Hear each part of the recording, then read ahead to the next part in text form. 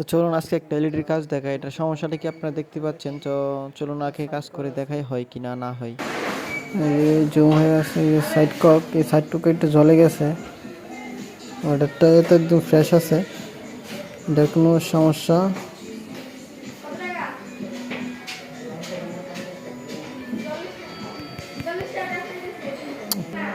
তো এটার সাইডের ককটা একটু অনেকটা কালো হয়ে আছে, আর এটারটা একদম মোটামুটি ফ্রেশ আছে। তো আপনারা বুঝতে পারছেন এটা কোথায় শর্ট হতে পারে।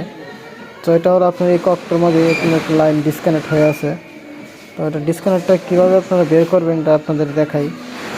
তো এখানে ধরলে দেখবেন অনেক সময় ডিসপ্লে অনেকটা হিট হইতেছে, এখানে অনেকটা ডিসপ্লে হিট হয়। হিট হওয়ার কারণ হলো এটা দেখুন লাইন একটা শর্ট আছে।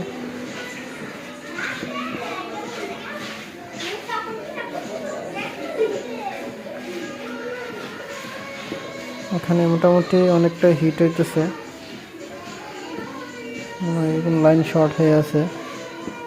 তো এখানে দেখতেছেন একটা জায়গা কালো হয়ে আছে, এই যে একটা জায়গা অনেকটাই কালো হয়ে আছে,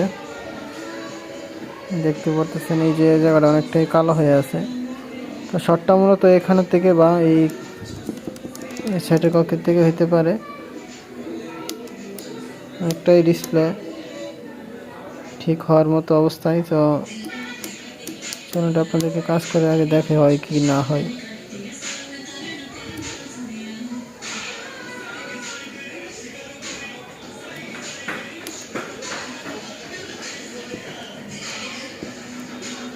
তো এটা আপনারা কীভাবে সমাধান করবেন এটা দেখাই আপনাদের।